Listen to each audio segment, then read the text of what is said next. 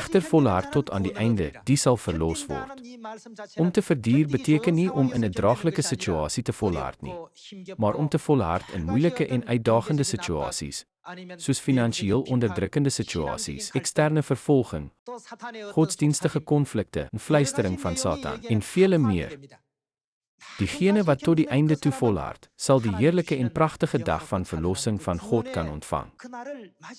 Wat egter van mense soos Demas in die dae van die vroeë kerk wat God verlaat het en hulle rug op God gedraai het, wat sou wel resultaat wees?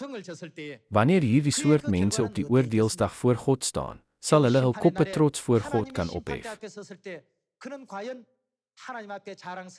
Dit staan geskryf, wanneer hulle julle in die een stad vervolg, vlug na 'n ander.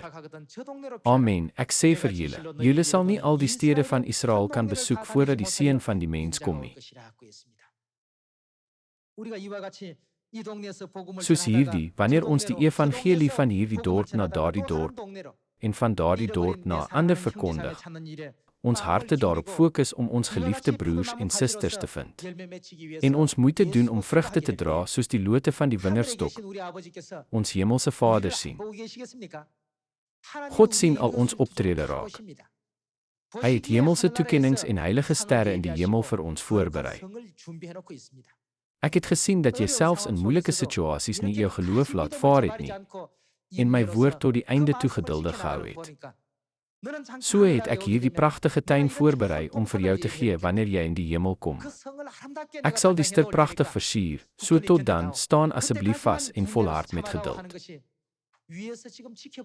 Dit is die wil van God wat ons vanuit die hemel dophou. God sê nie vaagweg vir ons, volhard nie, volhard tot die einde toe. Hy weet dat ons deur lyding en vervolging sal gaan. Laat ons deur hierdie tyd weer die leer van Christus onthou dat ons die koninkryk van die hemele nog meer moet begeer terwyl ons ons eie kruis dra,